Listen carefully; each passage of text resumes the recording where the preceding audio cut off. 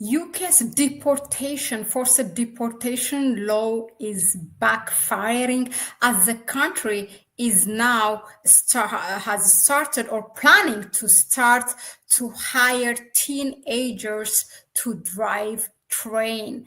Teenagers as low as 18. The minimum was 20. Now that age has been reduced to be 18 as it UK is hit by lack of manpower. There's a shortage of labor.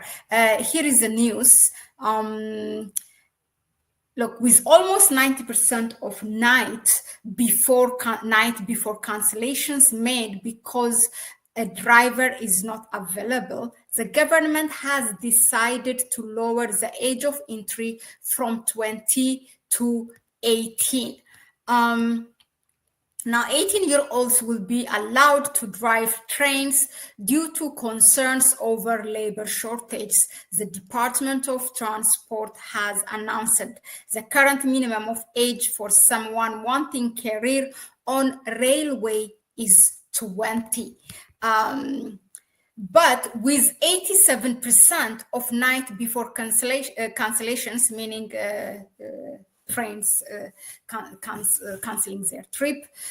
So with 87% of night before cancellations made because a driver is unavailable, the government has decided to lower the age of entry by a couple of years. Several operators rely on drivers to work extra shifts voluntarily. At present, the average age of a British train driver is 48, while 30% are due to reach retirement age by 2029. Now, a consultation on lowering the minimum age for drivers carried out last year by the Conservative government received overwhelming support from across the industry. The transport minister said. Other nations which have lowered the age for train drivers are France, Germany, the Netherlands, Switzerland.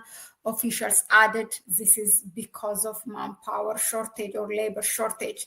Transport for London opened driver apprenticeship on the underground to 18 years olds already in 2007. So training to drive mainline trains generally takes between 1 and 2 years. Assessment and qualification standards will remain unchanged. New job and apprenticeship opportunities could be available as early as December, they said. But all this is because now, this is my point, because of this forced deportation law that Europe is implementing, UK leading everyone, but now, the whole Europe is actually the one that, most likely or relatively is Western, or now it is there on the right wing, they are more going who were on the left, they are going to the right. Okay, that's what I wanted to say. But I want to share this with you, this finding. It's important. Look, it will show us how many people are forcibly deported from UK. Look at this graph. As you can see, now, as of 2024, more than 8,000 people have been forcibly deported, and these are the countries. And the one voluntarily, it's more than 25,000. They say it more voluntarily because they give them this money. For example, in the case of Africa, Rwanda was one country where they bring those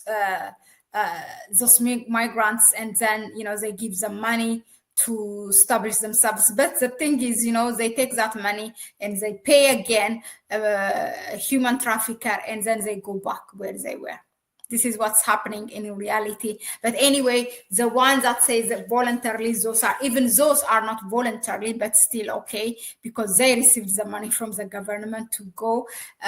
So those are more than 25,000. The one forcefully deported, more around 8,164. Hopefully that is the right one. This is what I researched and find out.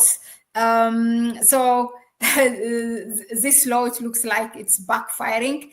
If it works I think I have a different view on migrations, Africans' migration to Europe from most of Africans. They try to reason it out because they have done this and that, but no, we as an African also, we did not use our resources, available resources, to make life better where we are in Africa. That's one thing, because most of those people, the other theory is that most of the people that go to Europe, that go to US or whatever, they pay a lot of money that can really make them simply to set up a business in Africa. So it is the rich people. I think my theory is that it's the rich people who are migrating, not really the poor people. There are those who go to Middle East. That's a different story.